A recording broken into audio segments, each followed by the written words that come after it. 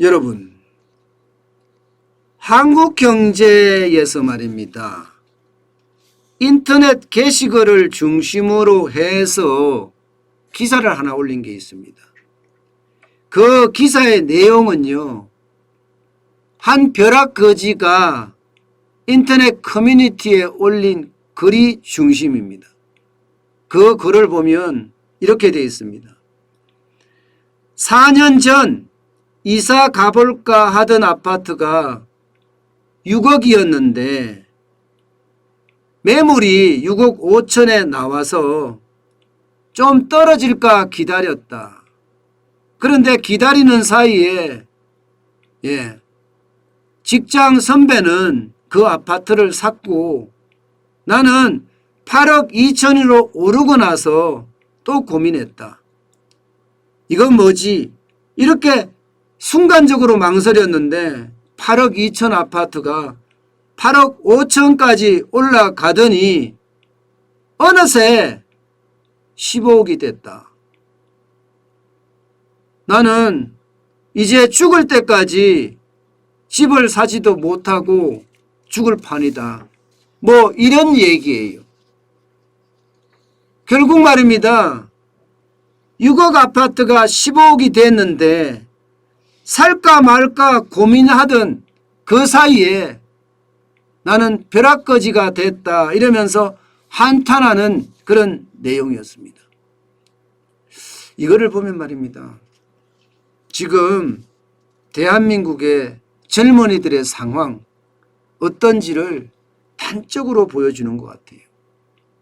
사실 대부분의 사람들은요, 집을 살 때 적어도 한 70% 아니면 좀 더 보수적인 사람은 80% 돈이 있어야만이 집을 살려고 들어요. 절반 50%를 가지고 집을 살려고 드는 사람이 그닥 많지는 않습니다. 금리가 이만큼 내려갈 줄 알았으면 50%가 아니라 한 20%만 가지고 집을 살 수도 있겠죠. 그죠? 20%만 가지고도. 10억짜리면 2억만 있어도 집을 살 수가 있겠죠.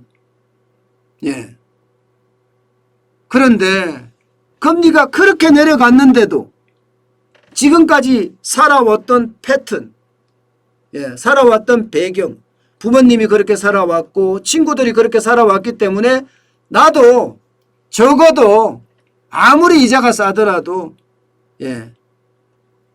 대출은 한 40%에서 50%까지는 내가 할 수 있지만 더 이상은 안 된다. 이렇게 고민하던 사람들 결국은 다 벼락거지 된 겁니다. 다 벼락거지 된 거예요. 무조건 은행에서 땡길 수 있으면 땡길 수 있는 만큼 땡겨서 집을 샀어야 된다는 것이 요즘 벼락거지들의 한탄입니다. 그도 그럴 것이 말입니다. 이게 여러분 6억 아파트 15억 됐다. 이게 거짓말 아닙니다. 실제 문재인 정부에서 집값을 오른 걸 보면요. 6억짜리가 12억이 됐습니다.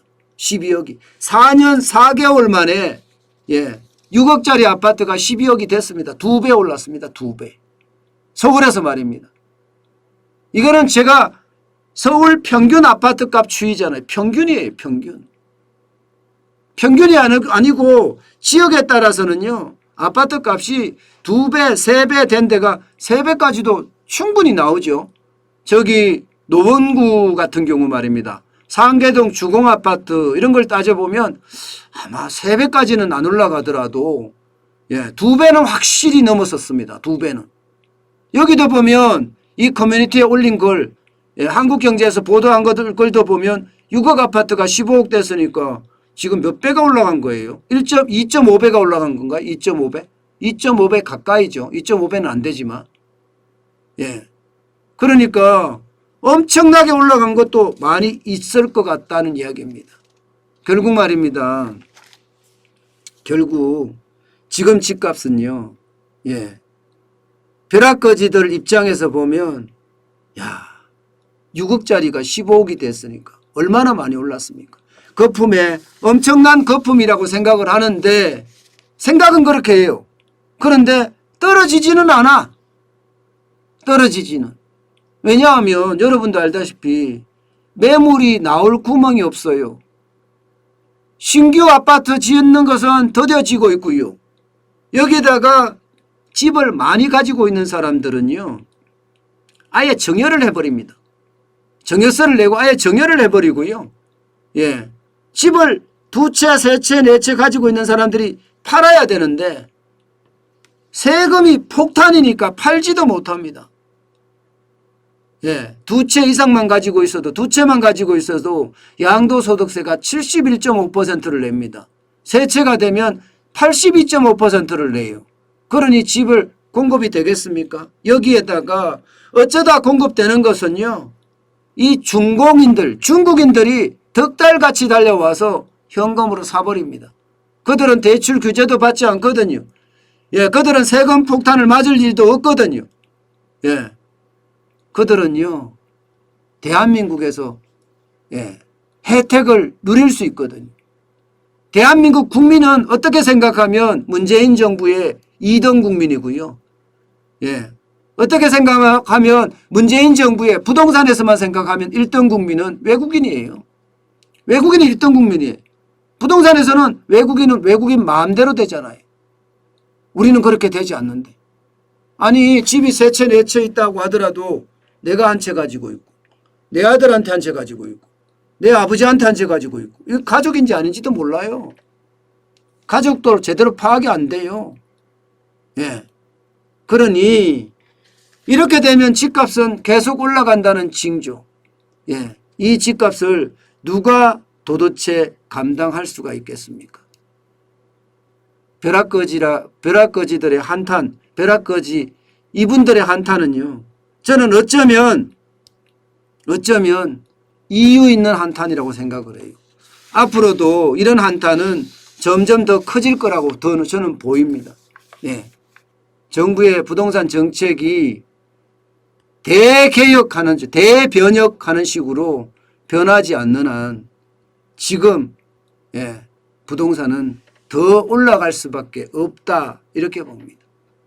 수술도 단순한 수술이 아니라 대전환을 위한 수술, 그게 부동산 시장을 살리는 길이다, 저는 이렇게 평가하고 있습니다. 지금 떨어진다 합니다. 그런데 떨어진다 하는 내용들도 보면요, 대부분이 규제에 의해서 잠시 멈춤하는 거다, 이렇게 해석할 수 있는 게 많아요. 규제라는 게 대출을 안 해주잖아요. 예, 주택담보대출은 여러분, 내가 아이들 시집장가 예, 보내려고 해도 이게 쉽지가 않습니다. 이미 대출이 있으면 대출이 안 돼요. 규제지역에는 아예 대출이 안 되니까. 그만큼 규제가 엄청납니다. 심지어 말입니다, 신용대출을 받고 싶어도 안 되고 마이너스 통장도 제한이 됩니다. 이렇게 되면 예, 대출 받고 싶은 사람들 못 받아서, 고신용자들이나 이런 사람들도 마찬가지예요.